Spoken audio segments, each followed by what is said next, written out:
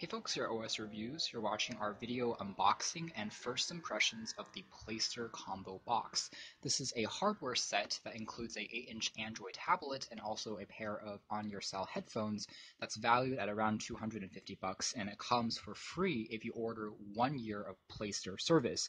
And they have 3 service options, one which is $25 a month, that includes all media content. So essentially what Playster does is it offers it's a competitor to online streaming services such as Netflix or Amazon, and it gives you unlimited access to movies, TV shows, music, ebooks from Playster's catalog. So the biggest question here is whether or not this catalog fits your needs, and then this makes the product here a really great value.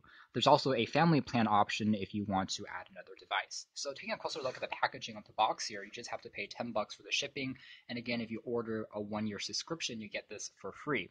We'll take a closer look at the inside. The back of the box gives you a bit of information about the tablet. It has Android 5.1 on board. There's 16 gigabytes of memory, expandable via a micro SD card slot. Again, it's an 8-inch display with a 1280 by 800 resolution, pretty typical for a fairly mid-end tablet. Has 2 cameras and has Wi-Fi and Bluetooth on board. It's using the Intel Atom chipset, which is the Bay Trail quad-core version that includes 2 gigabytes of RAM, pretty standard stuff, and has a 4,000 milliamp hour capacity. The headphones themselves claim to fold up to the size of a tennis ball, so they should be extremely durable and flexible, and also offers a frequency response of 20 Hz to 20,000 Hz and an independence of 32 ohms, which is also pretty typical. Alright, so lifting up the box for the first time, we have a thank you card, setup card on the very top here that tells you, nice to meet you, welcome to Playster, how to switch on the tablet, connect it, and then log into your account, and includes again audiobooks, movies, music, and games, and offers a new voice in this conversation that's very often dominated by the Amazon, Netflix, or Hulu. So in here we have the tablet. Let's take a closer look at the design in a second. There is also a user manual that is printed in full color. Tells you how to use the Android device. It seems to be fairly stock and vanilla as far as the design of the software is concerned. That's a good thing. So you can customize it to your liking, and there is a box of accessories which includes access to a micro USB cable for charging and syncing. It takes roughly 2.5 hours to completely charge the tablet, and there's also a typical USB-based power outlet. Finally, there is a auxiliary cable which is detachable. It's 3.5 millimeters and braided with nylon, so it's a bit more durable for the headphones because the wires themselves can be detached in case that it gets damaged or you want to replace it. And that's everything. So let's set this off to the side and take a look at the headphones first. Again, they are pretty discreet looking headphones, not anything too flashy or in your face, but they have an aluminum accent on the sides, which makes it seem a bit more premium, and they are extremely flexible, so the arms here can bend all the way inwards, and everything seems to feel pretty good as far as construction. They are very lightweight. Again, metal accents here and there with the arms and the bands, and the actual soft cushion on the inside here uses memory foam, so it is quite noise isolating, and it rests on your ears instead of being over the ears. The armbands can be adjusted as such, and so overall it looks like a pretty decent design. Again, nothing too out of the ordinary, but you can pick, it looks like, which side you want to plug in the cord, which is a nice feature. Alright, so taking a look at the tablet next, we see that there's a bit more of advertising going on. It includes read some books, music, top hits, movies, includes 8 nostalgic and casual games, so some of your favorites might be pre-installed. The list of pre-installed games includes Modern Combat 5 Blackout, which is a game that sells for typically $4 on the Play Store, and you get it pre-bundled. It's ranked as, quote, the #1 FPS game on the Android store, so that's a nice bonus, I suppose. So it looks like there is just a screen protector also along the sides, so it looks like the tablet is completely made out of aluminum and glass. Construction here really reminds me of a first-generation iPad, which is not a bad thing at all for a relatively low-cost tablet. So we can probably peel off this from the back, and then there's just this protector on the screen.